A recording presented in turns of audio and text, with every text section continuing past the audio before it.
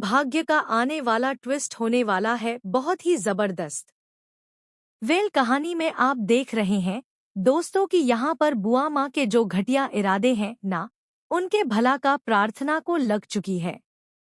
दरअसल जब भी यहाँ पर प्रार्थना और शिवांश के बीच में सब कुछ ठीक हो रहा होता है, यूँ कहें कि शिवांश जो है प्रार्थना को पत्नी का हक दे रहा होता है, तो यह बात बुआ को चुभती है। वह नहीं चाहती कि शिवांश प्रार्थना की कोई भी बात माने या उसे पत्नी होने का एहसास दिलवाए। जहां शिवश इन बातों को नजरअंदाज करता है, वहीं अब शिवांश ने प्लानिंग कर रखी है कि जैसे ही यह फैमिली कहीं जाएगी, वह घर में ताला लगा देगा। क्योंकि यहाँ पर अभी कोर्ट के टेस्ट के ऑर्डर दे रखे हैं, लेकिन कुछ ही समय का वक्त है।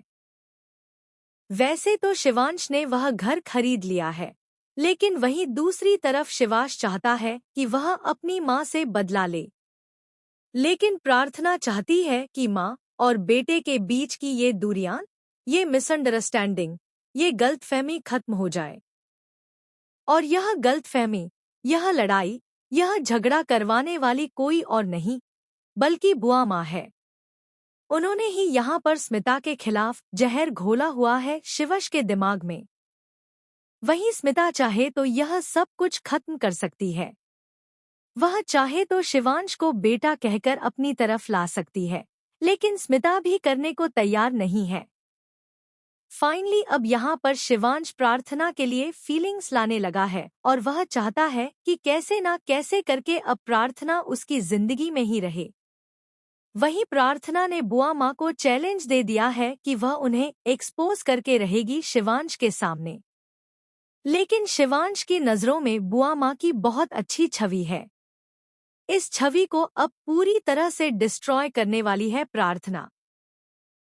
उनका असली चेहरा यह है कि वह सिर्फ यही चाहती है कि शिवांश उनके ही मुट्ठी में बंद रहे, माँ बेटे कभी ना मिल पाएं और शिवांश की सारी धनदौलत बुआ माँ के पास ही रहे। इसी वजह से उनकी घटिया साजिश इतने टाइम तक चल रही है। यानी कि अब शिवश भले ही बुआ माँ को अच्छा समझे, लेकिन बुआ माँ का असली चेहरा प्रार्थना देख चुकी है। प्रार्थना चाहती है कि स्मिता बुआ माँ को एक्सपोज करने में उसकी मदद करे, ताकि शिवांश अपनी माँ के पास जाए।